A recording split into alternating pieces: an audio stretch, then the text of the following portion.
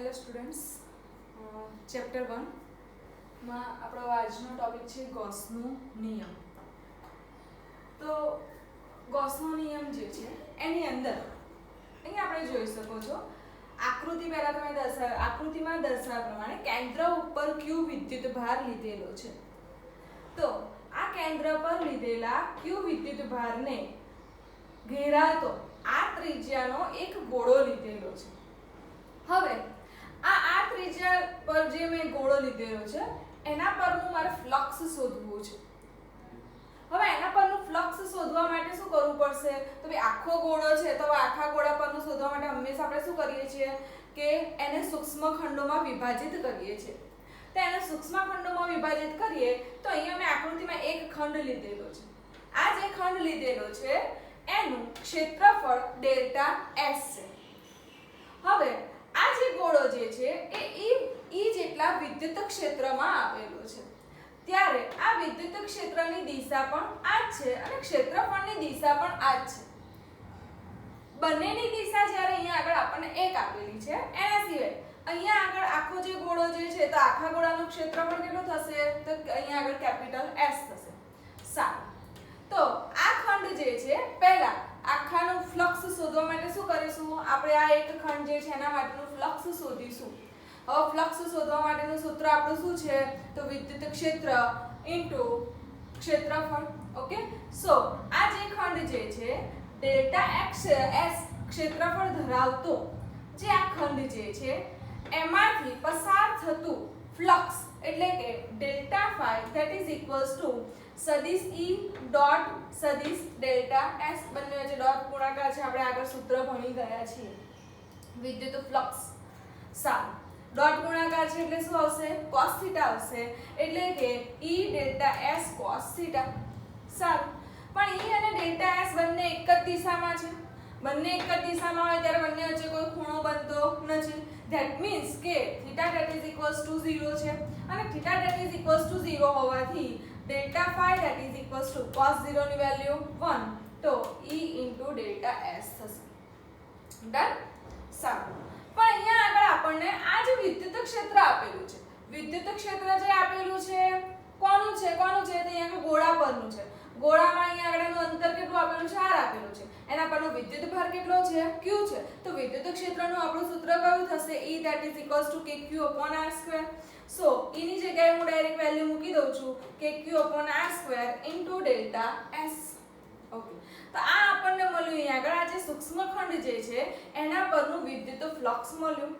મારે આખા ગોળાનું કુલ ફ્લક્સ શોધવું હોય તો આપણે સંપાતખંડનો નિયમ ભણી ગયા, સિગ્મા લેવાનું, અધરવાઇઝ અહીંયા આગળ સંકલન લેવાનું, બંનેમાંથી ગમે તે એક આપણે લઈએ છીએ.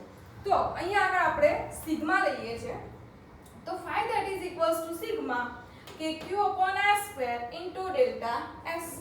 ઓકે, સારું, kq upon r square જે છે એને બહાર લઈ લીધા, સિગ્મા into delta s, કેમ કે આ બધા માટે કોમન છે. દરેક પરનો વિદ્યુત ભાર અને દરેક ખંડનું અંતર સરખું છે, બરાબર? ઓકે, તો kq upon r square sigma delta s. હવે સિગ્મા ડેલ્ટા s જે છે એટલે તો શું થશે? હવે અહીંયાથી હું બીજો ખંડ લઈ લઉં, આનું સપોઝ ડેલ્ટા s1, અહીંયા આગળ ડેલ્ટા s2, અહીંયા ડેલ્ટા s3, એ રીતે આગળ. તો ટોટલ સિગ્મા એટલે કે બધા જ ખંડોનો સરવાળો, અને એ બધા જ ખંડોનો સરવાળો એટલે તો આખા ગોળા પરનું ક્ષેત્રફળ. આખા ગોળા પરનું ક્ષેત્રફળ કેટલું થશે? s થશે. તો સિગ્મા ડેલ્ટા s બરાબર શું થશે? s થશે. સારું, પણ ગોળા માટેનું ક્ષેત્રફળનું સૂત્ર શું થશે? 4πr². તો અહીંયા આગળ આ સૂત્રની અંદર આપણે આની કિંમત મૂકી દઈએ તો phi that is equals to q upon, હવે જો અહીંયા આગળ શું કર્યું છે મેં? k ની વેલ્યુ મૂકી દીધી છે. k ની વેલ્યુ કેટલી છે?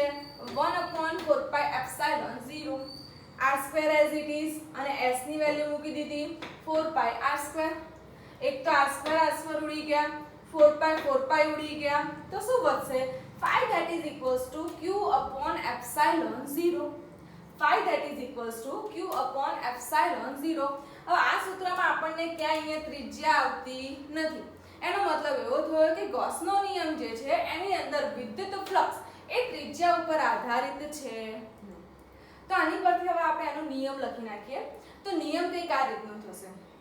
ગોળો છે બરાબર, તમને જે બી પૃષ્ઠ આપેલું છે કેવું છે અત્યારે બંધ છે, તો કોઈ બંધ પૃષ્ઠ સાથે સંકળાયેલું કુલ ફ્લક્સ તે પૃષ્ઠ વડે ઘેરાતા કુલ વિદ્યુત ભાર અને એપ્સિલોન 0 ના ગુણોત્તર બરાબર હોય છે. phi that is equals to q upon epsilon 0 એટલે કે phi એ કુલ વિદ્યુત ભાર q અને એપ્સિલોન 0 ના ગુણોત્તર બરાબર હોય છે. ઓકે, આને કહેવામાં આવે છે ગોસનો નિયમ. સૂત્ર યાદ રાખવાનું, સૂત્ર આવડશે બરાબર, તો નિયમ લખતા આવડશે જ. Okay, so phi that is equals to મેં તમને હમણાં પણ કીધું હતું સિગ્મા લખો અધરવાઇઝ સંકલન લખો. phi that is equals to આપણે આગળ એક સૂત્ર ભણી જ ગયા વિદ્યુત ફ્લક્સનું કે સંકલન સદિશ E ડોટ સદિશ ds બરાબર. તો એક આ સૂત્ર તો આપણને મળ્યું જ છે અને બીજું સૂત્ર મળ્યું ગોસના નિયમ પરથી એ છે સિગ્મા q upon એપ્સિલોન 0 બરાબર. સિગ્મા q એટલે કે કુલ વિદ્યુત ભાર સિગ્મા q upon એપ્સિલોન 0.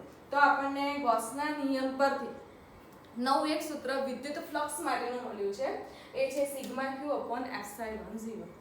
સારું, હવે ગોસના નિયમ પરથી જ એક આપણને થિયરી જે છે આપેલી છે આપણે સાબિત કરવાનું છે આ વસ્તુ. જો બંધ સપાટીનું કુલ ફ્લક્સ શૂન્ય હોય તો તે સપાટી પર રહેલો કુલ વિદ્યુત ભાર પણ શૂન્ય જ છે એવું અહીંયા આગળ આપણે સાબિત કરવાનું છે.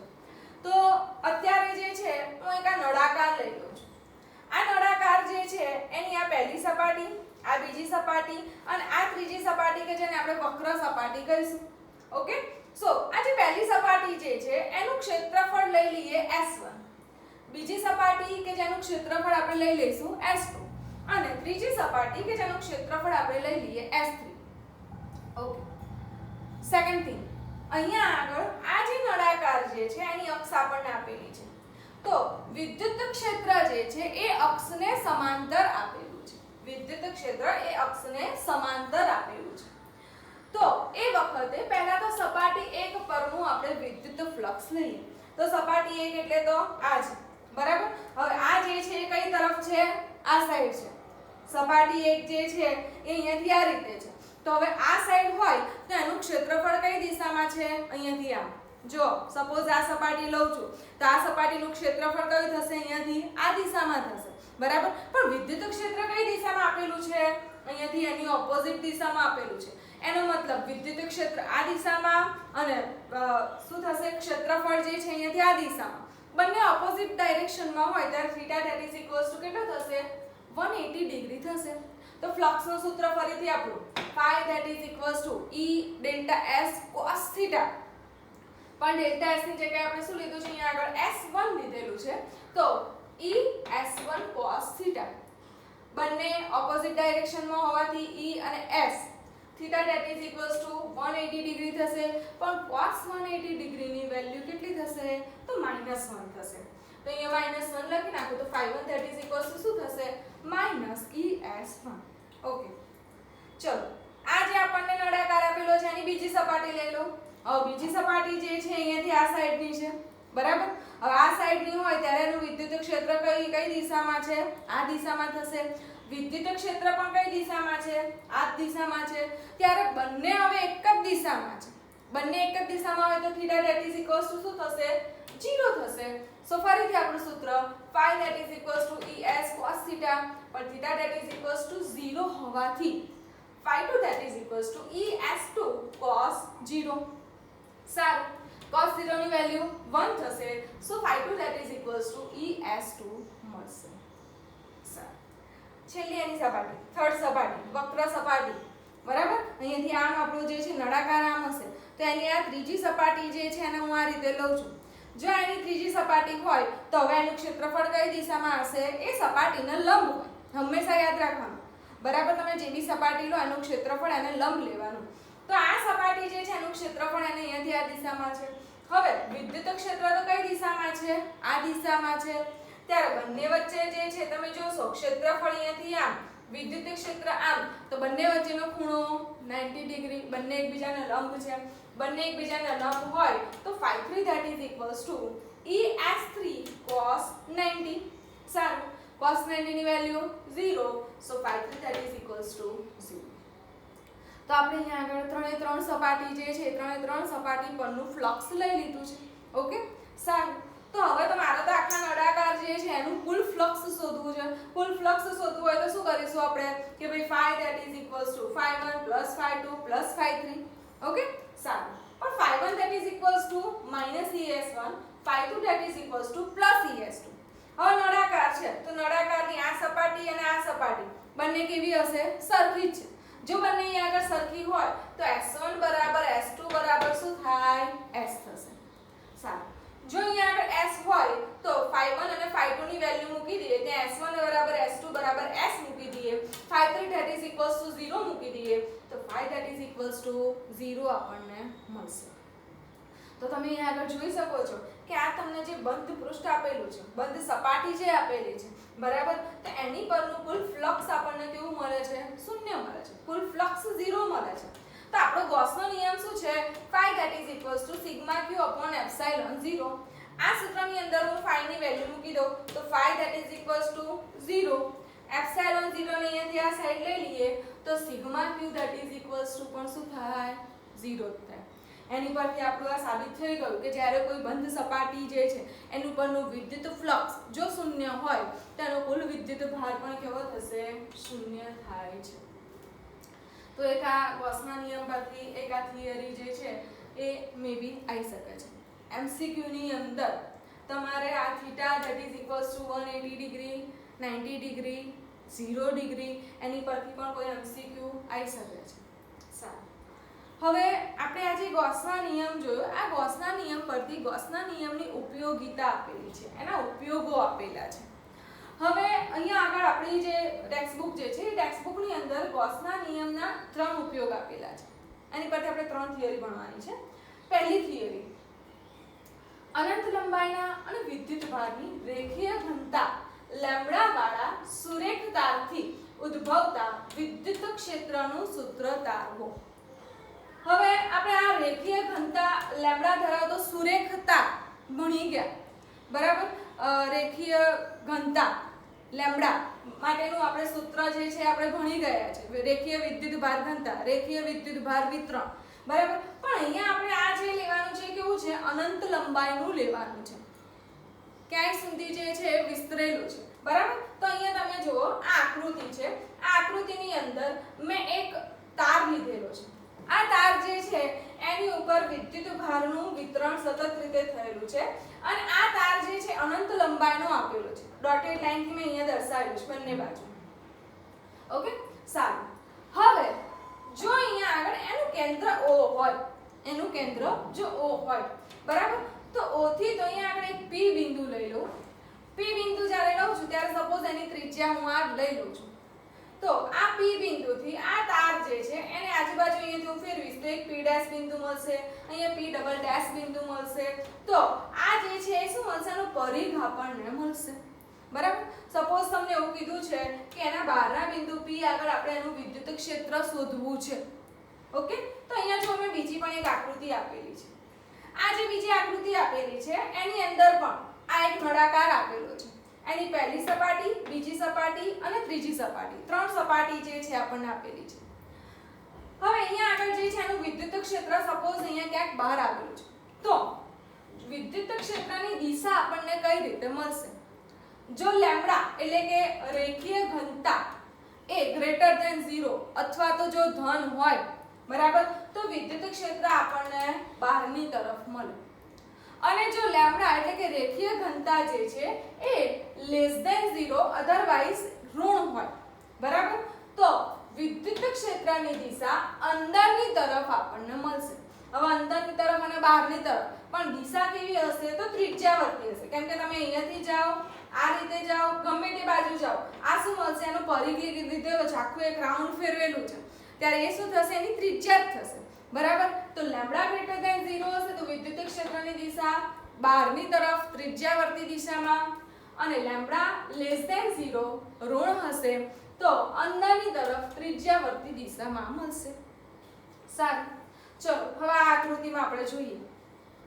આ સુરેખ તાર છે આપણો, એની ઉપર કોઈ એક આ સપાટી જે છે આને ગોસિયન સપાટી પણ કહેવામાં આવે છે, બરાબર. આ જે ગોસના નિયમ માટેની જે આપણે બંધ સપાટી જે લીધેલી છે, બરાબર, આ જે સપાટી લઈએ છીએ ને એ સપાટીને ગોસિયન સપાટી કહેવામાં આવે છે. તો આ એક સપાટી આપણે લીધેલી છે કોઈ અહીંયા આગળ, ત્યારે આ ફરીથી નળાકાર છે, નળાકારમાં અહીંયા આગળ આને મેં 1 નંબર આપી દીધો, આ 2 છે અને અહીંયા આગળ 3 ત્રણે 3 સપાટીને મેં અલગ અલગ નામ આપી દીધા છે. ઓકે, તો અહીંયા આગળ તમે જો મેં લખેલું છે કે સપાટી 1 અને સપાટી 2 ઉપર એનું ફ્લક્સ જે છે એ શૂન્ય થશે. તો કેમ? તો ચલો અહીંયા આગળ P બિંદુ અહીંયા આગળ આપેલું છે બરાબર. સુરેખ તારથી P બિંદુ સપોઝ અહીંયા આપેલું છે કે જેનું ત્યાંથી અંતર સ્મોલ r આપેલું છે 7, ત્યારે એનું વિદ્યુત ક્ષેત્ર જે છે એ અહીંયાથી આ દિશામાં આપેલું છે. ઓકે, વિદ્યુત ક્ષેત્ર આ દિશામાં આપેલું છે. તો સપાટી 1 જે છે અહીંયા આગળ છે, સપાટી 1 આ રીતની આપેલી છે, તેનું તો ક્ષેત્રફળ કઈ દિશામાં હશે? ઉપરની દિશામાં. વિદ્યુત ક્ષેત્ર કઈ દિશામાં છે? આ દિશામાં છે. તો E અને S બંને એકબીજાને કેવા થયા? લંબ થયા. લંબ થયા એટલે કે થીટા કેટલો થયો? 90 ડિગ્રી. થીટા 90 હોય તો cos 90 ની વેલ્યુ 0, તો સપાટી 1 પરનું ફ્લક્સ phi બરાબર શું થશે? 0 થશે. એ જ રીતે બીજી સપાટી નીચે આપેલી છે, તેનું ક્ષેત્રફળ કઈ દિશામાં? નીચેની દિશામાં. અને વિદ્યુત ક્ષેત્ર કઈ દિશામાં? આ દિશામાં. તો અહીંયા પણ બંને એકબીજાને કેવા થયા? લંબ થયા. બંને એકબીજાને લંબ થયા તો cos 90 હોય એટલે કે cos 90 ની વેલ્યુ તો 0 થાય, અને એ વેલ્યુ 0 હોવાથી સપાટી 2 પરનું પણ ફ્લક્સ phi કેવું થશે? 0 થશે. ઓકે, સારું. સપાટી 3 જે છે, તો સપાટી 3 પરનું ફ્લક્સ આપણે શોધવું છે. તો સપાટી 3 પરનું ફ્લક્સ શોધવા માટે તમે અહીંયા જુઓ છો E અને એનું ક્ષેત્રફળ બંને કઈ દિશામાં હશે? એક જ દિશામાં હશે. ઓકે, સારું. બંને હવે અહીંયા આગળ એક જ દિશામાં હોય ત્યારે theta that is equals to 0 થાય. So phi that is equals to E into S. cos 0 ની વેલ્યુ 1 થશે. સારું. હવે અહીંયા આગળ આપણને જે નળાકાર આપેલો છે એની આ સપાટી કે જેને આપણે વક્ર સપાટી કહીએ છીએ એનું અહીંયા ક્ષેત્રફળ કેટલું થાય? તેનું ક્ષેત્રફળ થશે 2 pi r into l. જો અહીંયાથી આટલું અંતર r લીધેલું છે, આ જે નળાકાર આપેલો છે આની લંબાઈ અહીંયા કેટલી આપેલી છે? l આપેલી છે. ત્યારે આ જે નળાકારની વક્ર સપાટી છે એનું ક્ષેત્રફળ થશે 2 pi r into l. So phi that is equals to E into 2 pi rl. પણ ગૌસનો નિયમ આપણે ભણી ગયા. ગૌસનો નિયમ જે છે phi that is equals to q upon epsilon 0. બરાબર. તો phi ની જગ્યાએ અહીંયા હું વેલ્યુ મૂકી દઉં q upon epsilon 0 અને phi that is equals to E into 2 pi rl. બંનેને મેં સરખાઈ દીધા. તો એ વખતે હવે q જે છે તો q that is equals to શું થશે? Lambda into l. કેવી રીતે? તો આપણે આગળના લેક્ચર જે છે આગળના લેક્ચરમાં આગળ ભણી ગયા lambda that is equals to q upon delta q upon delta l રેખીય ઘનતા. બરાબર, રેખીય ઘનતા lambda that is equals to delta q upon delta l. Okay, so અહીંયા આગળ આપણે લેમ્બડા જે છે એને સૂત્રનો કરતા બનાવીએ છીએ ત્યારે q upon l લઈએ તો q નો સૂત્રનો કરતા બનાવી દો તો શું થશે? લેમ્બડા into l થશે. તો q ના સૂત્રનો કરતા બનાવીએ તો q એની પરથી રેખીય વિદ્યુત ભાર ઘનતાના સૂત્ર પરથી q that is equals to lambda into l upon epsilon 0 as it is. ચલો સામે જો અહીંયા l જે છે શું થઈ જશે? ઉડી જશે. જો l ઉડી જાય ને એને હું સૂત્રનો કરતા બનાવી દઉં તો E that is equals to lambda upon 2 pi r into epsilon 0 આપણને મળશે. સારું. હવે જોજો અહીંયા આગળ આનો હું 2 વડે ગુણું અને 2 વડે ભાગી નાખું. બરાબર, અંશ અને છેદ બંનેમાં 2 વડે ગુણવાના. ઓકે, તો અહીંયા આગળ ઉપર 2 લેમ્બડા થશે અને નીચે શું થશે? 2 દૂને 4 એટલે કે 4 pi epsilon 0 into r. કેમ કર્યું? કેમ કે 1 upon 4 pi epsilon 0 ની વેલ્યુ તો શું છે? k છે. ઓકે, એટલે અહીંયા થશે 2k લેમ્બડા upon r. જો એને અહીંયા આગળ સદિશ સ્વરૂપે લખવું હોય, જો સદિશ સ્વરૂપે લખવું હોય તો સદિશ E that is equals to 2k lambda upon r into n caret. એનો એકમ સદિશ આપેલો છે. તો અનંત લંબાઈના અને વિદ્યુત ભારની રેખીય ઘનતા એટલે લેમ્બડા અહીંયા આગળ આવે છે વિદ્યુત ક્ષેત્રના સૂત્રમાં, ત્યારે અહીંયા આગળ સુરેખ તારથી ઉદ્ભવતા વિદ્યુત ક્ષેત્રનું સૂત્ર આપણને આ રીતે મળશે. ઓકે, હવે ગૌસના નિયમનો બીજો ઉપયોગ તો એ છે અહીંયા આગળ સમાન વિદ્યુત ભારિત અનંત સમતલ વડે ઉદ્ભવતું વિદ્યુત ક્ષેત્ર.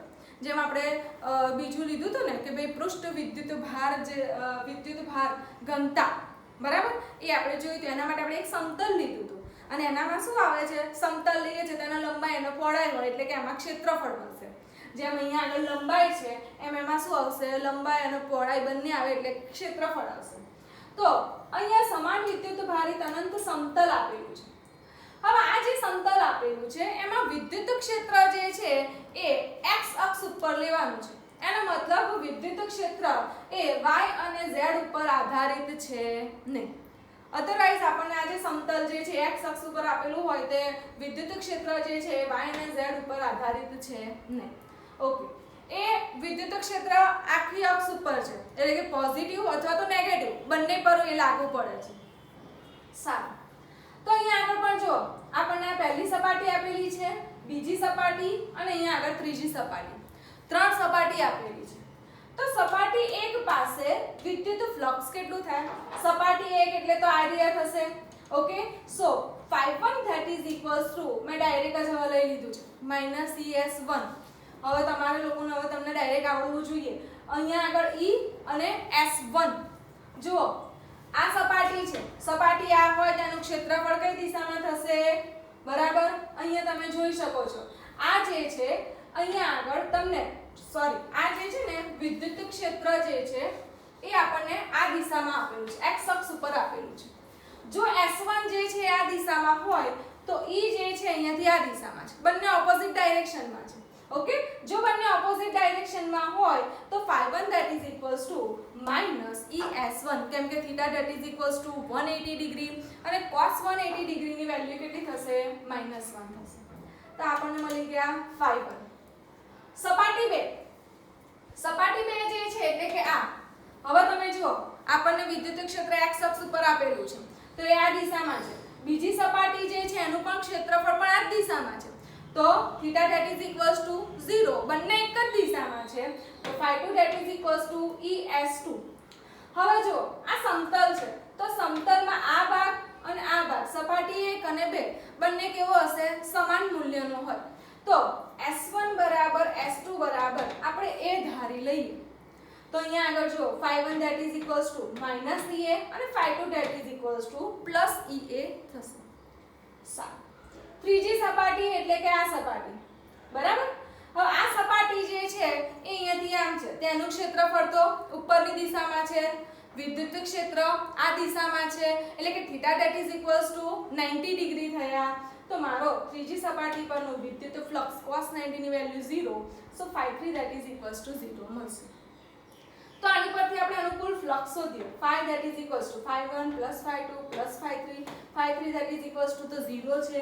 ϕ1 બરાબર અહીંયા આગળ જુઓ -EA, યસ.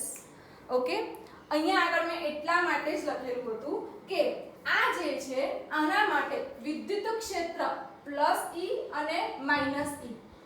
સો સપાટી 1 જે છે તો સપાટી 1 માટેનું વિદ્યુત ક્ષેત્ર જે છે x અક્ષ ઉપર છે, એ ધન x અને -x. તો આ પણ આ દિશામાં છે, બંને એક જ દિશામાં હોય તો આ કેવું આવશે ભાઈ, પોઝિટિવ જ આવશે.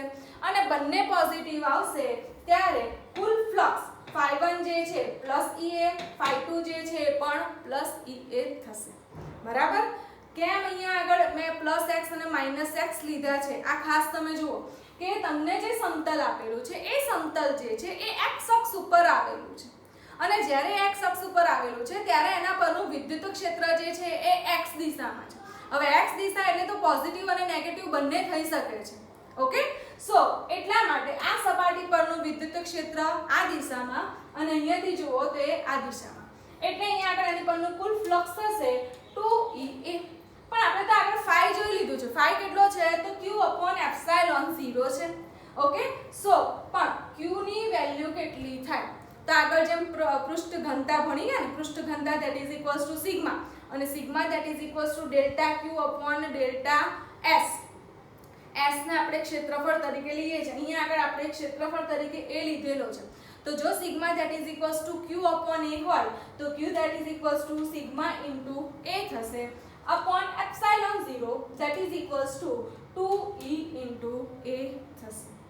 સારું, ચલો અહીંયા આગળ જો હું ઈને સૂત્રનો કરતા બનાવી દઉં તો સામે જુઓ પહેલા તો એ જે છે શું થઈ ગયા ઉડી ગયા જો તો ઈને સૂત્રનો કરતા બનાવતા E that is equals to sigma upon 2 epsilon 0 મળશે એને સદિશ સ્વરૂપે લખતા સદિશ E that is equals to sigma upon 2 epsilon 0 into n caret એનો એકમ સદિશ જો સિગ્મા પોઝિટિવ હશે ઓકે ગ્રેટર ધેન 0 હોય જો એ ધન હોય તો વિદ્યુત ક્ષેત્રની દિશા દૂરની તરફ મળશે અને જો સિગ્મા નેગેટિવ હોય તો વિદ્યુત ક્ષેત્રની દિશા એ આપણને સમતલ તરફ આપણને મળે છે તો સ્ટુડન્ટ્સ આજે આપણે ગોસનો નિયમ અને ગોસના નિયમના ઉપયોગો એ ગોસના નિયમના ઉપયોગોમાં આપણે બે જોયા એક તો સુરેખ તાર માટે અનંત લંબાઈનો સુરેખ તાર એના માટે વિદ્યુત ક્ષેત્રનું સૂત્ર અને બીજું આપણે લીધું છે કે અનંત સમતલ વડે ઉદ્ભવતું વિદ્યુત ક્ષેત્રનું સૂત્ર આપણે અહીંયા આગળ દાખવેલું છે નેક્સ્ટ લેક્ચરમાં આપણે આનો ત્રીજો ઉપયોગ જે છે એ જોઈશું